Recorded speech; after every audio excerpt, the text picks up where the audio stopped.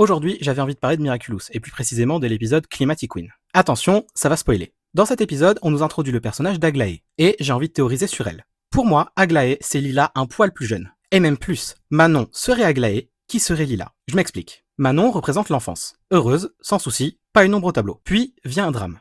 Lequel, je sais pas encore, peut-être la mort de sa mère. Manon refuse cette perte et renie son passé au point de changer d'identité. Mais genre, tout.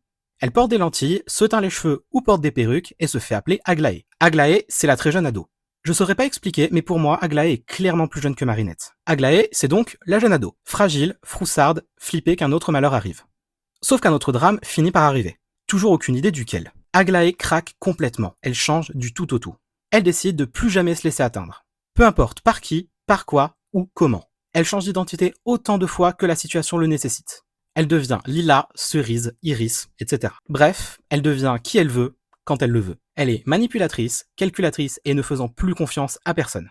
Grâce au voyage dans les dimensions, coucou Ubiquity, ou le voyage dans le temps, coucou Time Tiger et Bunix, Lila revient dans un passé ou son passé. Elle convainc Aglaé de la suivre dans notre timeline, celle que l'on connaît. Son argument, plus jamais il ne t'arrivera quoi que ce soit. Vu le tempérament d'Aglaé, elle se laisse persuader et elle suit Lila. De plus, personne ne la retient dans sa timeline. Elle n'a plus de famille. À côté, Lila manipule Aglaé pour qu'elle soit de son côté. Ainsi, Aglaé arrive à pousser discrètement mais efficacement Aurore vers l'akumatisation. De plus, Aglaé, c'est le nom d'une fleur. Comme le lilas, l'iris et la cerise avant son état de fruit. De plus, Aglaé ou Aglaïs, je sais pas trop, c'est un papillon. Aglaé, ça s'en rapproche quand même énormément. Et qui est Chrysalis, aka la porteuse du Miraculous du papillon?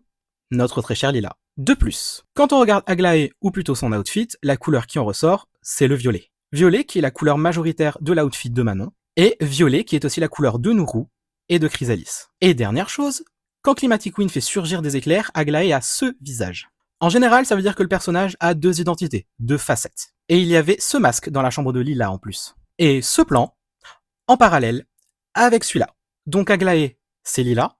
Peut-être, peut-être pas. Et toi, t'en penses quoi?